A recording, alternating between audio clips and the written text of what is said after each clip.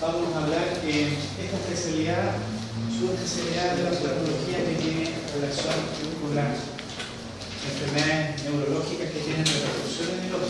Esto era de mucha importancia antes de la aparición de las imágenes en el cerebro, en la médula, en la resonancia, el escáner, debido a que el compromiso de la vía nerviosa permitía muchas veces diagnosticar o ubicar el problema que está causando la alteración del campo causal,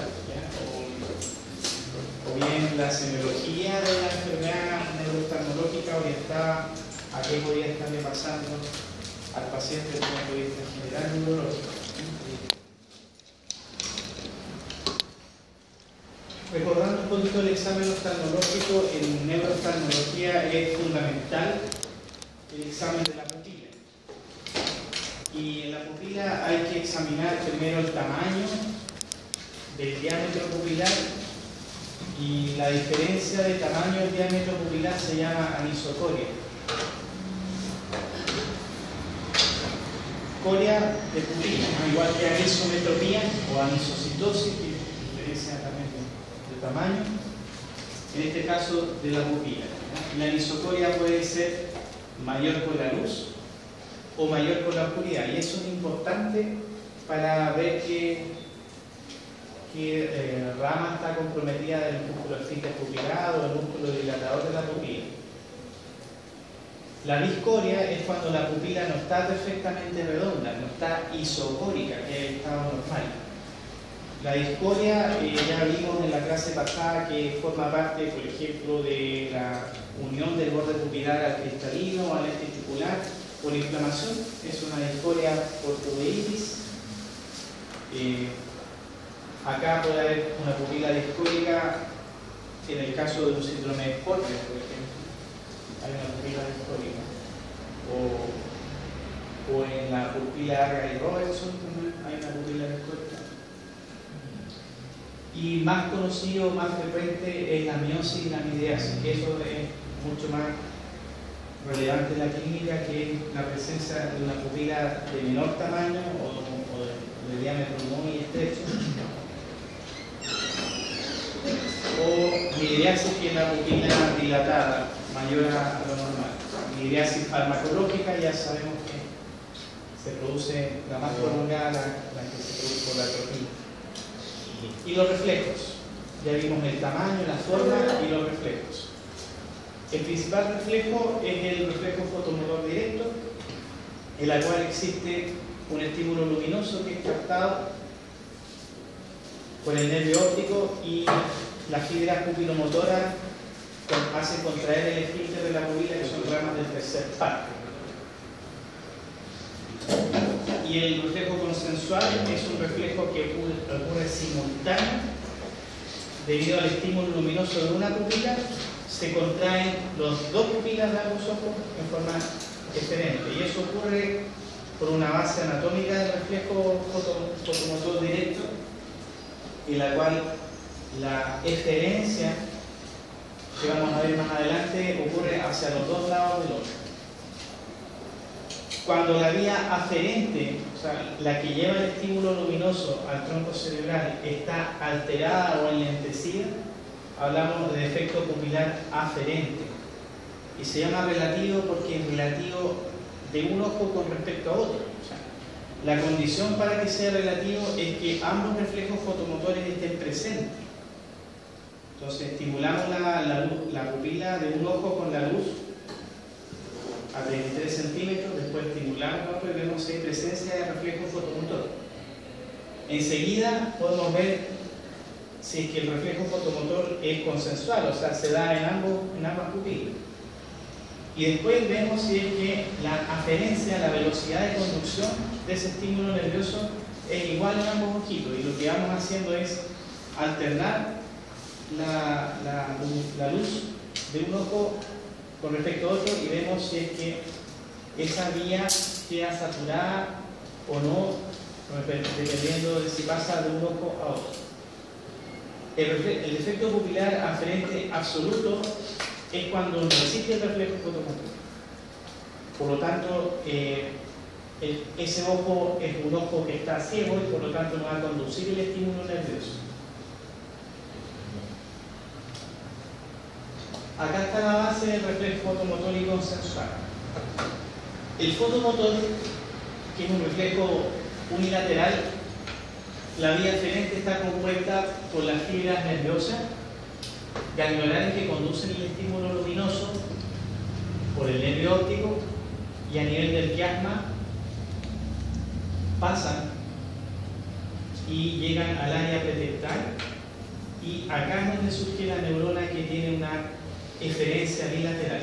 Esta es la explicación anatómica por qué el reflejo fotomotor, el estímulo luminoso, es integrado acá y la respuesta eferente va hacia los dos ojitos por las vías de color verde. Esa es la base anatómica. Entonces acá ocurre una primera sinapsis, una segunda sinapsis y una tercera sinapsis. La vía eferente, como ustedes ven, es más compleja, ¿ya?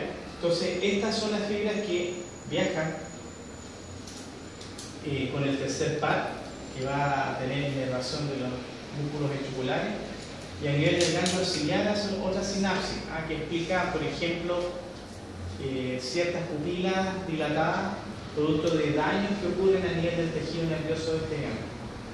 Después de hacer esta sinapsis en el ganglio ciliar, tenemos 1, 2, 3 sinapsis, se mete al ojo esta fibra y van a inervar el músculo esfínter pupilar y van a producir la miosis.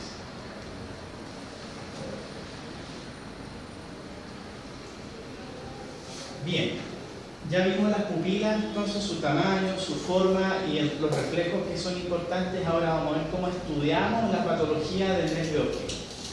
La patología o enfermedad del nervio óptico se estudia primero que nada con la agudeza visual. No es tan obvio, pero acá lo vamos a nombrar: la visión de lejos y la visión de cerca. ¿Por qué no es tan obvio la visión de cerca? Debido a que las patologías del nervio óptico muchas veces producen muy mala visión de lejos. Por lo tanto, clínicamente es poco significativo tomar la visión de lejos. Entonces tenemos que muchas veces mirar la visión de cerca, y en la mirada de cerca hay un test muy importante que se llama rejilla de Amsler, ¿ya? La rejilla de Amsler consiste en un cuadriculado estandarizado que es como una hoja de cuaderno matemática que tiene un círculo central. Entonces nos permite objetivar el compromiso de la fijación o la presencia de áreas oscuras en el campo visual central, en el que se alteran el nervio óptico, como la presencia de estos dos círculos negros que son escotomas. O sea, son áreas donde no se ve bien, y el paciente los puede referir claramente, manteniendo la vista fija en esta hoja, 33 centímetros, con una corrección de cerca adecuada. Puede referir: veo dos puntos negros con tal o cual forma, y eso permite determinar si esta patología está provocando tal o cual problema en el campo visual central. Esto no sirve para evaluar el campo visual periférico, sino que sirve para evaluar el campo visual que involucra o el nervio óptico o la mácula. Por lo tanto, también sirve para las enfermedades de la mácula.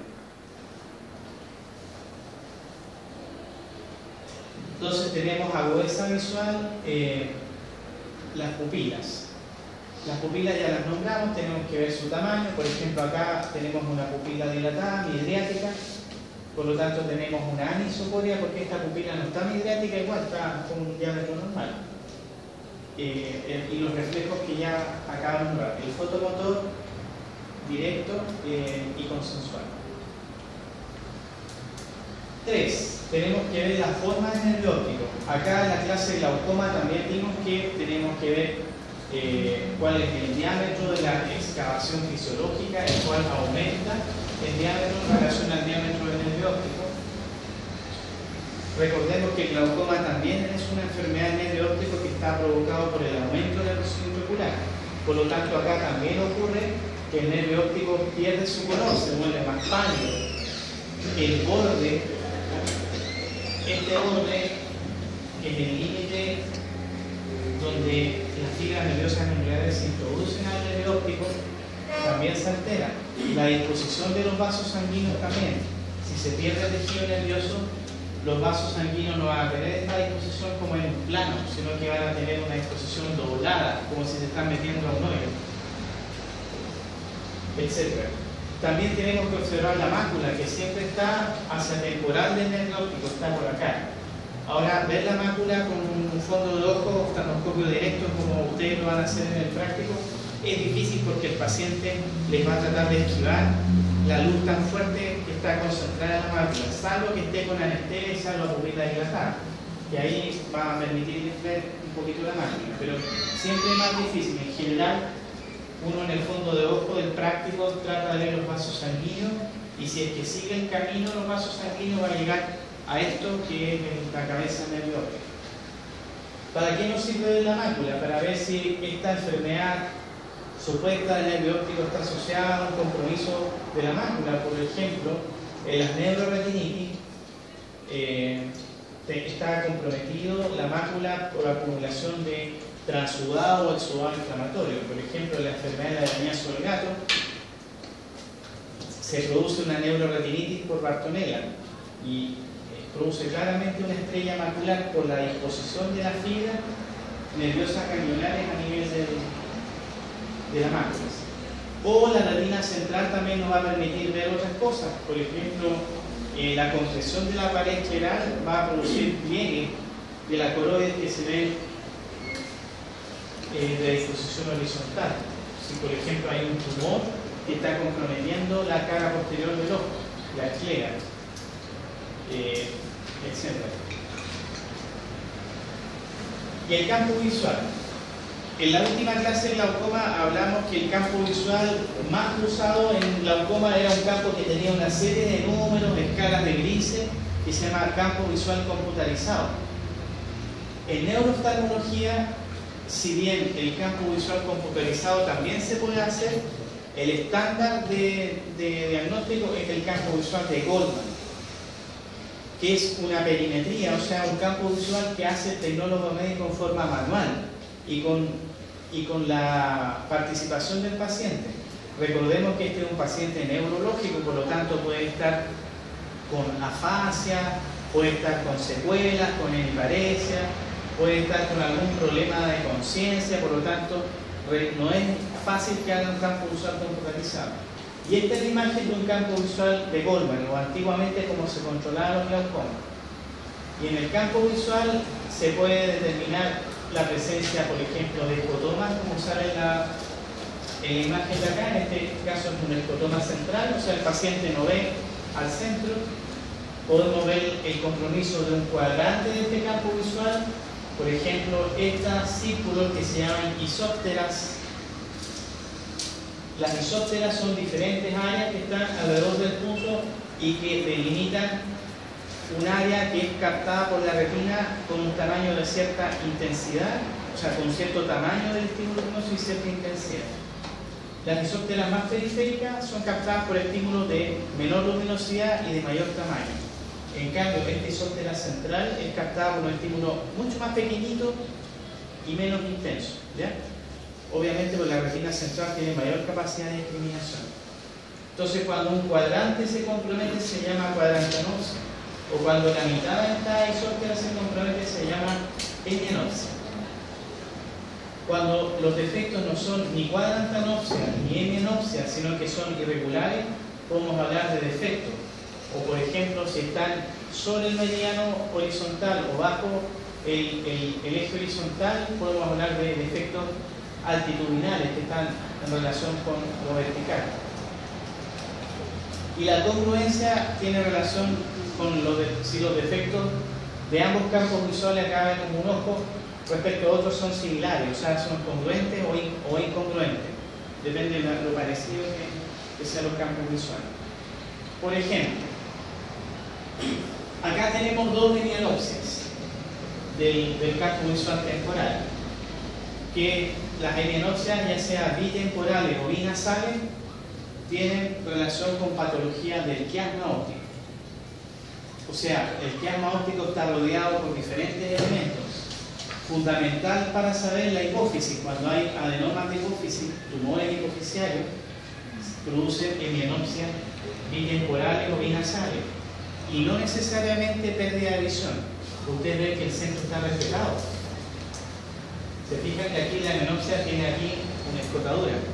Entonces ustedes pueden tener un tumor hipoficiario y tener una visión de 20/20, o sea, ver perfectamente, y solamente tener quizás un síndrome endocrino o quizás un síndrome de hipertensión ucraniana, una cefalea o una cosa así como que pierdo la visión, una cosa como muy que tira por el desvío. Y acá, por ejemplo, tenemos un campo visual que solamente quiere demostrar que hay una incongruencia. Este defecto, que es un defecto cuadrantanópico, que no alcanza a ser una cuadrantanopsia, tiene alguna relación con la ubicación con este defecto que no alcanza a ser una hemianopsia. ¿Ya? Esto ya son alteraciones retroquiasmáticas, o sea, detrás del quiasma. ¿Qué más sirve para estudiar el nervio óptico? También es importante ver qué capacidad o calidad de la visión está teniendo el paciente, y para eso existen diferentes tablas que tienen dibujos de colores, etcétera, pero más simple que eso es mostrar clínicamente la tapita de un colirio oftálmico en el policlínico. Entonces le tapamos el ojo al paciente y vemos cuán intenso ve el color rojo de la tapa de este frasco referente a otro. Entonces el ojo que ve el color menos intenso es el ojo enfermo. Y hay otras pruebas electrofisiológicas y obviamente las imágenes que complementan en este caso la neurooftalmología, que es lo que va a orientar a la lesión que estamos acá diagnosticando. Las pruebas electrofisiológicas sirven para ver si es que en el caso en que tengamos una patología de nervio óptico hereditaria o con compromiso de la retina, hagamos pruebas funcionales para ver de qué se trata. Electroretinograma y potencial visual equivocado. Sirve también para ver el potencial de visión en un paciente, por ejemplo, pediátrico que no habla, o en un paciente con una enfermedad muy extraña, para ver realmente si está viendo más por la retina o por el nervio óptico.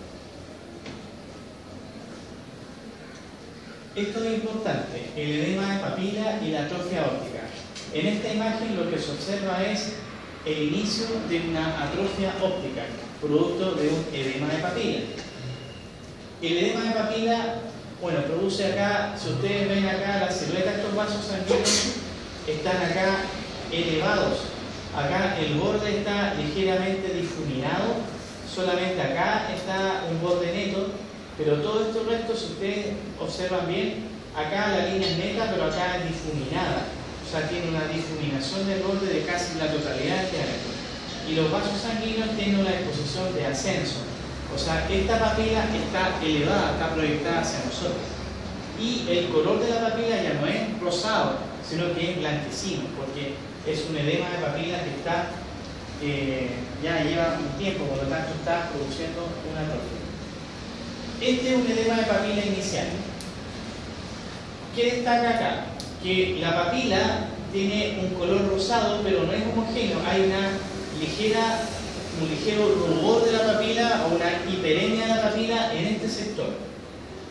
Y los bordes también, acá está neto y acá está difuminado. No está normal. Y tiene un aspecto de estar elevado. Si ustedes se fijan acá, esta arteria tiene aquí una convexidad. Lo mismo que la vena acá, convexidad. Eso quiere decir que está elevada la papila, y eso a veces uno lo puede medir con el oftalmoscopio directo. Aparentemente está normal, pero no está normal. O sea, este paciente está teniendo el inicio de un síndrome de hipertensión endocraniana. Cuando esto progresa, ya el nervio óptico se vuelve totalmente rosado y vemos que ya hay una ausencia del borde neto. E incluso a veces aparecen hemorragias pequeñas en llamas que acá no se ven tan bien. Cuando esto es prolongado, se produce ya una ingurgitación de los vasos, porque la circulación no puede se altera, y hay presencia a veces de manchas algodonosas, hemorragia acá en el borde del nervio óptico, que involucran que el paciente está teniendo ya una isquemia de las capas superficiales de la retina.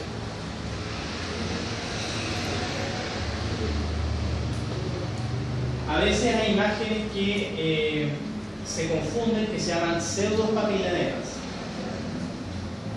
Acá en este caso, por ejemplo, lo que llama la atención, aparte del nervio óptico que no está en un aspecto normal, es el aspecto tortuoso de todos los vasos sanguíneos. Si se fijan bien, están incurgitados, dilatados y con un aspecto estirabuzón. Este es un paciente que tiene un síndrome de hiperviscosidad sanguínea, ¿ya? Tipo mieloma múltiple o hiperproteinemia, todas esas cosas hematológicas que pueden aumentar la viscosidad de la sangre. Estos pacientes pueden tener tendencia a ser trombosis venosa de la retina y también el fondo de ojo se ve alterado. Bien, eso con el edema de la papila y la papila óptica. El edema de papila es importante saber que está dentro del diagnóstico diferencial de la neuritis óptica y la neuropatía óptica isquémica. El edema papila inicial no tiene compromiso en la agudeza visual. Eso es lo que hace la diferencia entre un edema papila y una neuritis o neuropatía óptica isquémica. Y lo otro es que no altera el reflejo pupilar, salvo que esté en fase de atrofia. Muy bien, las parálisis oculomotoras. Acá vemos una paciente que está en camilla y que vemos que el examinador le levantó los párpados, pero si vemos el paciente sin ayuda, tiene una tosis total, ¿ya? El elevador del párpado superior que está inervado por una rama superior del tercer par está completamente comprometido. Entonces acá tenemos una parálisis del tercer par con una tosis palpebral completa y tenemos una exotropia y una midriasis, ¿ya? La exotropia, ¿por qué se provoca? Porque el recto lateral tira el ojo para afuera, que es el sexto par. El recto medio está inervado por el tercer par, por lo tanto va a haber una exotropia. Y la midriasis es porque las fibras pupilomotoras que irán en el tercer par, que acabamos de ver en la diapositiva segunda, no están funcionando. Entonces hay una tercer par completa, con tosis, midriasis, cicloplegia, exotropia. ¿Por qué se produce una parálisis del tercer par? Acá vemos el tercer par que está con la flechita señalado y está cerca acá también de un tumor de hipófisis. El tumor de hipófisis acabamos de nombrar que puede comprometer las fibras nasales, las que se cruzan en el del quiasma y por lo tanto producir una hemianopsia bitemporal. Acá este tumor no solamente está comprometiendo el quiasma y produciendo eso, sino que también puede estar comprometiendo el tercer par. Y el tercer par se manifiesta como tosis, exotropia o estrabismo divergente, midriasis, cicloplegia, porque acá se paraliza el músculo ciliar, y limitación de las abducciones, que es el movimiento de los ojos. Obviamente, como está paralizado el recto superior, el recto inferior, el recto medio, el paciente apenas mueve el ojo. Una causa importante, aparte de los tumores, que está señalado en la diapositiva, están las causas metabólicas en los diabéticos por compromiso de los vasos nervorum y los aneurismas, porque aquí está lleno de vasos. Acá vemos que está la arteria carótida. Entonces, al grabarse eso, malo el compromiso de los diabetes, tenemos las tres causas: tumores, aneurismas y vasos nervorum. El cuarto par. El cuarto par es un nervio mucho más delgadito y muy susceptible al daño por sacudida o cizallamiento. En este caso, ¿por qué mostramos un niño? Porque la parálisis de cuarto par es frecuente en los niños. ¿Por qué? Porque los niños se caen. Se caen por sus juegos naturales, se caen de la cama, se caen de los columpios, etc. Y a veces tienen un TEC donde se sacude un poco la cabeza. El paciente llega a la urgencia, a la clínica Antofagasta, le dan sus analgésicos y a los meses después el niño, cuando logra hablar, dice que empieza a ver doble. Ya, o el niño empieza a ver doble y empieza a compensar esta visión doble, compensando el músculo parético en este caso. Entonces, ¿qué empieza a hacer? Empieza a hacer un tortícolis. Entonces lo llevan al cirujano infantil, doctor Ciede, y veo que hay un tortícolis, le hace una ecografía del cuello, el esternocleidomastoideo está bien, veo otras razones, la columna cervical, ¿cómo está? No se da de estrabismo, Entonces, bueno, ahí lo manda al oftalmólogo y ahí el oftalmólogo ve que ya la diplopia se le ha pasado a este niño, pero que sí está, el niño empieza a ver la tele con la cabeza inclinada. Entonces, lo que hace el oftalmólogo es exacerbar esa inclinación. Vemos si la hipertropia, que en este caso es lo que ocurre en el estrabismo, aumenta ladeando la cabeza hacia la inclinación hacia el lado sano o enfermo. Y en este caso, si aumenta la hipertrofia, estamos frente a una prueba positiva que se llama Minkowski y estamos ahí confirmando una parálisis del cuarto par, que se produce por una caída que tuvo este niño en el Parque Brasil hace 8 meses, pero el niño, como tenía 2 años y medio, estaba aprendiendo a hablar, pero ahora que está en el jardín, la que dice que inclina la cabeza y que no hay caso de enderezar la cabeza. Otra causa peligrosa son los tumores. Los tumores ya vimos que también comprometen el tercero, pero el cuarto está al ladito. Entonces también puede haber tumores que pueden comprometer este nervio que está muy cerquita ahí de la base del cráneo y por lo tanto más susceptibilidad al TEC. La muñeca también tiene una parálisis. Bien, la parálisis del sexto par. Acabamos de nombrar que en el tercer par se paraliza el recto medio. Acá se paraliza el recto lateral. Por lo tanto, el ojo se va a ir para adentro, porque el recto medio lo tira para la nariz. Por lo tanto, vamos a tener una endotropia o una esotropia por la parálisis del recto lateral.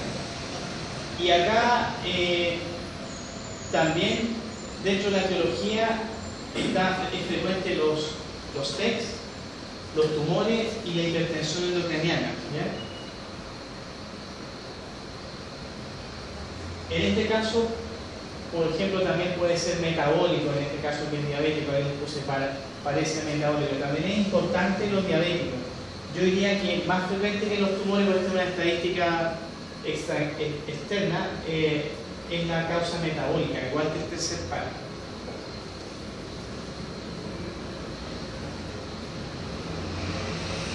Bien, eso con las parálisis oculomotoras. Ahora vamos a ver patología del nervio óptico. Ya vimos el edema de papila que tiene visión conservada, no compromete la pupila. Y aparte el edema de papila es indoloro. Esto tiene todo lo contrario. Cuando el nervio óptico está inflamado, primero hay una pérdida de la agudeza visual. Segundo, hay dolor. Y tercero, la pupila está comprometida. Entonces, con la clínica que ustedes aprenden van a poder diferenciar un edema de papila de una neuritis óptica. Y esto, créanme que siempre se cometen errores porque cuando estamos frente a una papilitis tenemos a veces el nervio óptico todo rojo y elevado. Entonces, ¿esto será un edema de papila o será una neuritis óptica? Y la diferencia clínica acá no hay que pedir un escáner, ni una angiografía, ni hacer una punción lumbar. Simplemente aquí con la clínica. Si tiene la visión baja, tiene dolor y tiene alterada la pupila, va a ser una neuritis óptica. El resto todos son papel de regalo, ¿no? Visión de colores, sensibilidad de contraste alterada, pero esto es lo que da el diagnóstico. Y el dolor de la neuritis óptica es característico, un dolor invalidante, como piensen ustedes que el nervio óptico está envuelto por el cono muscular y envuelto por las meninges. Entonces, cuando el paciente mueve el ojo no lo puede mover, entonces el paciente llega así. Sabe que no puedo ni mover el ojo o me duele la cabeza. Y a veces llega con la pupila dilatada, midriática, porque la neuritis óptica afecta tanto el reflejo fotomotor que ni siquiera hay un fotomotor directo pesquisable a veces. Entonces el dolor, por eso duele con el movimiento ocular, porque el nervio óptico está en un anillo dentro de un cono muscular. ¿Qué examen complementario? Ahora tenemos que ver por qué se produce la neuritis óptica. La neuritis óptica se puede producir en los adultos y en los niños, ¿ya? Y tenemos que objetivar qué compromiso, si este paciente tiene una visión de movimiento de mano o no percepción de luz, o tiene una visión objetivable. Entonces, si tiene buena visión, le vamos a poder hacer un campo visual. Y ¿Y qué va a salir en el campo visual? Un escotoma central o centrocecal. Una angiografía retinal en caso en que estemos sospechando, por ejemplo, que hay una enfermedad de la retina también. ¿Se acuerdan que en el foco y agrada también había papilitis? Bueno, en este caso la retina está ok. Solamente hay una hiperfluorescencia a nivel de la cabeza del nervio óptico, o sea, son los vasos sanguíneos del nervio óptico los que están alterados. Vamos a hacer una punción lumbar, ahora sí, porque ya sabemos que es una neuritis óptica y tenemos que ver, por ejemplo, si es una neuritis óptica infecciosa, posinfecciosa, si está asociada a una enfermedad desmielizante, y por lo tanto vamos a hacer una resonancia nuclear magnética de cerebral y de neuro. Si es un niño, podemos hacer un potencial visual evocado. ¿Cuál es la causa de la neuritis óptica? La principal causa es la autoinmune. Hay causas infecciosas y postinfecciosas que son más frecuentes en los niños. Por lo tanto, al tener presente en los adultos, la causa desmielinizante o autoinmune, como quieran llamarla, es la más frecuente. Y en los niños, la infecciosa o postinfecciosa. También puede haber una neuritis óptica secundaria a un proceso, por ejemplo, reino sinusal mantenido en el tiempo, o también por un tumor, una compresión continua que genere destrucción de tejido, como ocurre, por ejemplo, en los meningiomas o en ciertas otras enfermedades, también puede producir neuritis óptica. La neuritis óptica en el adulto. La neuritis óptica en el adulto es más frecuente en el género femenino. En edad media de la vida, 20 a 50 años. En los niños ya dijimos que la causa infecciosa es importante, posinfecciosa, posviral, la mayor parte de las veces. Y en el adulto está relacionada a esclerosis múltiple u otras enfermedades que atacan la vaina mielina de los nervios. Lo importante es que la neuritis óptica puede recurrir en el otro ojo si es que no se ha comprometido o en el mismo ojo. Acá vemos aquí que existe un aumento ahí de la señal de transmisión del nervio óptico, y el nervio óptico está en un estado de volumen ahí por la inflamación. Foco de desmielinizantes que va orientando que la neuritis óptica está asociada a una enfermedad desmielinizante. Como es una enfermedad desmielinizante, esto es una urgencia y se trata hospitalizado, idealmente con una inducción endovenosa de corticoides, en este caso la metilprednisolona.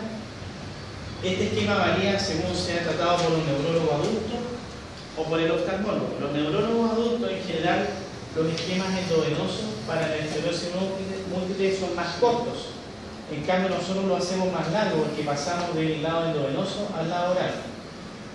La llegada en general de los antiinflamatorios al nervio óptico es distinta a la llegada en el cerebro. Por lo tanto, el tratamiento es por 14 días. Y trata la enfermedad de base.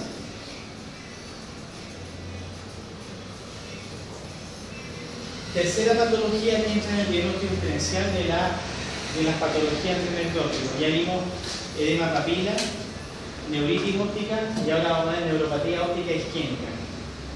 Acá al contrario, vimos que en la neuritis óptica afecta a la edad media de la vida, 20, 50 años. Acá tenemos que afecta a gente mayor de 50 años. También tiene una pérdida de visión brusca, pero acá no hay dolor. Y eso diferencia la neuritis de la neuropatía óptica isquémica. Itis viene de inflamación, dolor. Acá es solamente una pérdida de visión, pero indolora. Y los antecedentes, los típicos. Por ejemplo, hipertensión crónico, diabético, o una hemorragia digestiva alta, reciente, que hace que el paciente tenga una anemia aguda o una pérdida de volemia aguda. Puede recuperarse de eso, del hemoperitoneo, pero después el paciente sale de cirugía digestiva, egresado, y empieza a no ver bien. Entonces, neuropatía óptica isquémica. Acá el edema de papila no es hiperémico muy rosado o muy incrustado, es un edema de papila pálido. ¿Ya? Vemos que acá están los bordes difuminado, pero está la papila no tan rosada, está bastante pálida. Están los reflejos pupilares alterados. Otra enfermedad que hay que tener presente es que esta neuropatía óptica isquémica se produce por a veces inflamación de la pared de los vasos sanguíneos, y hay una enfermedad poco frecuente en las razas chilenas, pero más frecuente en el hemisferio norte, que se llama arteritis de la temporal o de célula gigante, en la cual se caracteriza por una velocidad de sedimentación alta o una PCR alta también, debido a que es una inflamación sistémica. Entonces, siempre en una neuropatía óptica isquémica hay que palpar el trayecto de la arteria temporal superficial o pedir un examen de sangre para descartar que no vaya a ser una arteritis de la temporal, o ver la característica de la cefalea. Si involucra el hueso temporal, podemos tener una sospecha de eso. Y ahí hay que enviarlo al cirujano vascular para una biopsia de la arteria.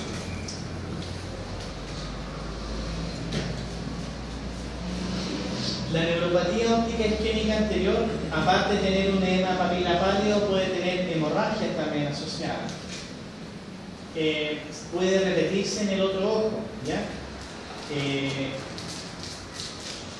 Y eso producir un edema de papila en un ojo y una atrofia óptica en el otro. Y eso se llama síndrome de Foster-Kennedy. El Foster-Kennedy es un síndrome en el cual está asociado a un tumor cerebral, pero en este caso no es un tumor cerebral, sino que es una patología propia del nervio óptico. Pero cuando hay una concomitancia de atrofia óptica en un ojo y edema papila en el otro, ojo, porque puede ser o un Foster-Kennedy o una neuropatía óptica isquémica anterior. Esto de neurocirugía lo pasaron, ¿no? ¿Foster-Kennedy? Sí. Sí, parece. Anosmia y edema de papila, si el diagnóstico de Foster-Kennedy. Bueno, como un dato de carrera. Arteritis. Si hay arteritis, el tratamiento comprende esteroides en alta dosis.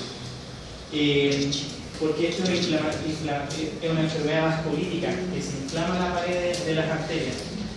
Entonces, esto en el caso de que tengamos una arteritis, una vasculitis temporal. Bien, las neuropatías ópticas ya vimos que se estudian las enfermedades neuróticas con campo visual.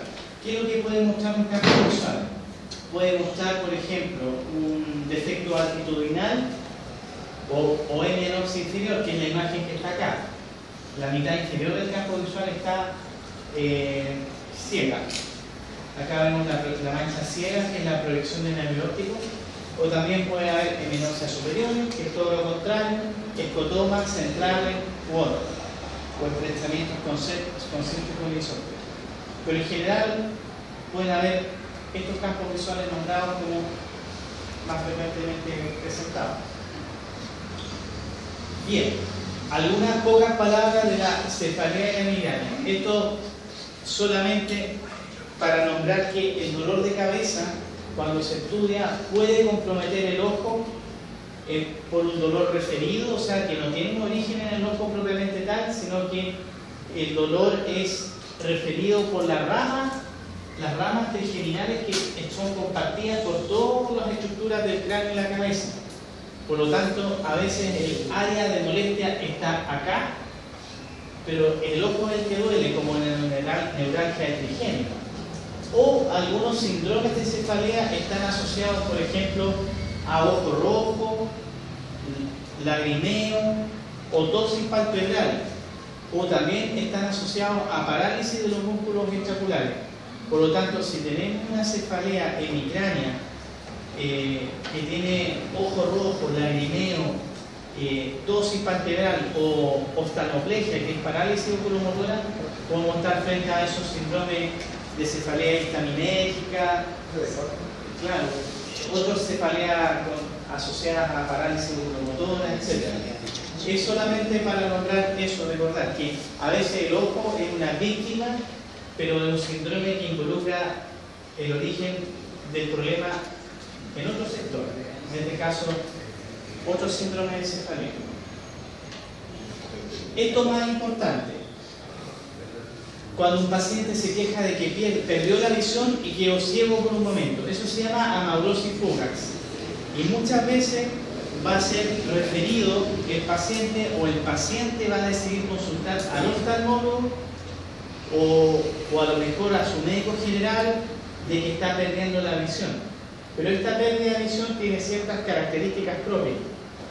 Es una pérdida de visión unilateral, indolora, brusca y transitoria. O sea, el paciente vuelve a la normalidad, pero el paciente puede llegar hasta perder la visión de luz, por así decirlo, porque depende de la causa. Y la duración es muy corta, es de algunos minutos. El paciente iba en micro, por ejemplo, o el paciente estaba esperando en el poli y perdió la visión bruscamente y todo el mundo se alarma. Y eso equivale a un accidente isquémico transitorio, pero que en este caso involucró a las arterias del ojo. Recordemos que la arteria oftálmica y la arteria central de la retina, que es rama de la arteria oftálmica, está unido a todo el polígono de Willis interno. Entonces, cuando un paciente tiene una alteración sistémica que provoque que llegue un émbolo a este sector o se forme un trombo acá, va a tener una pérdida brusca de la irrigación. Del ojo, pero que puede ser solamente transitoria mientras el émbolo va transitando por el lumen de la arteria, o que eventualmente puede tener un vasoespasmo asociado a la precipitación de este tromboémbolo, y que al pasar el vasoespasmo el paciente vuelve a tener una recuperación funcional. Ahora, a veces estos pacientes es importante ver el fondo de ojo porque pueden tener signos de enfermedad a distancia. Por ejemplo, pueden tener placas cálcicas a nivel de la arteria central de la retina, o placas de colesterol en las bifurcaciones de las arterias, que se llaman placas de Sporenhoff, que son placas que revelan que placas ateroscleróticas a distancia están accidentándose y están liberando el material cálcico a un territorio superior, en este caso el ojo.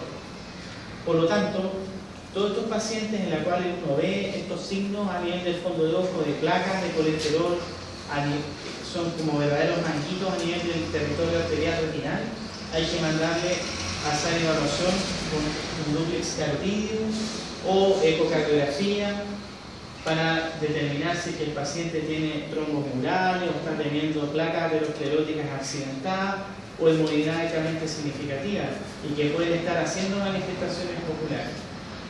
A veces amaurosis fugax también ocurre en pacientes que sufren, o sea, que están siendo sometidos a procedimientos, por ejemplo, como colocaciones de stent coronario, coronariografía o procedimientos endovasculares de otro tipo, y que pasan a traumatizar las paredes y el paciente puede tener pérdidas transitorias, que es por el movimiento que ocurre de los elementos que están adheridos a las paredes afectadas. Ahora, la amaurosis fugax, como les nombré, puede producirse por fenómenos vasoespásticos, enfermedad aterosclerótica de las arterias cerebrales, la oftálmica, o también fenómenos hematológicos que favorecen coagulaciones internas. Pero la principal causa es la embolización, que puede venir del corazón, de los grandes vasos torácicos o de la carótida. Carótida común, carótida interna. Acá vemos un ejemplo clínico de una amaurosis fugax que después llevó a una oclusión de la arteria central de la retina. Es una paciente añosa que consultó en la urgencia del hospital militar por amaurosis fugax y que a los pocos días después tuvo una pérdida de visión permanente, que es la imagen que está acá. O sea, ella tenía la imagen así y después esto. Es un edema de toda la retina, pero de color blanquecino y con una mancha que se llama rojo cereza central, que es el signo clínico de la obstrucción de arteria central de la retina. Entonces, esta paciente nos está avisando que iba a tener un accidente vascular oclusivo, pero en este caso de la arteria central de la retina. Puede ser la arteria oftálmica también, pero acá es la arteria central de la retina.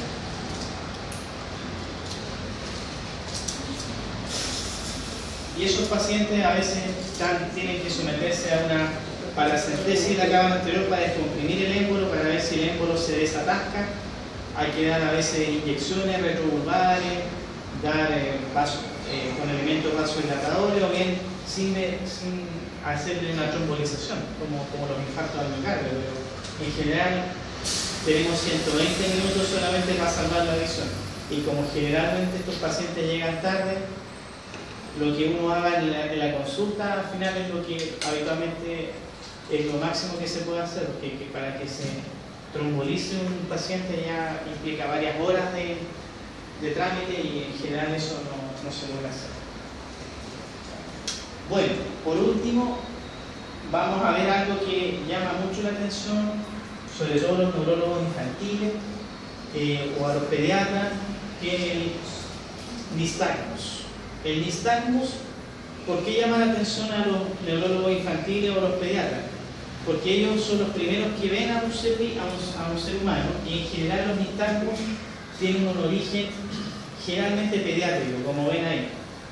Puede ser un nistagmus congénito que en el fondo viene por una patología evidente, por ejemplo, un niño que tiene, por ejemplo, a ver que no sea tan rebuscado,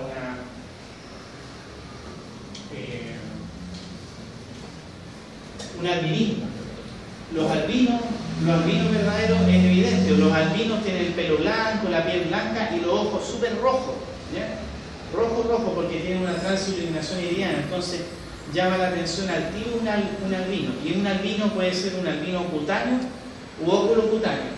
Si uno le mira los ojos a un albino y ve que está rojo, es porque está en un albino oculocutáneo. Y el albinismo oculocutáneo se asocia a un nistagmus.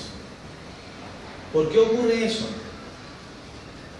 Porque la fóvea, el centro de la retina es el que es responsable de la fijación. Entonces, en los albinos, como hay un problema genético, la diferenciación de la fóvea está limitada en tiempo embrionario. Entonces, el paciente nace con un déficit de fijación.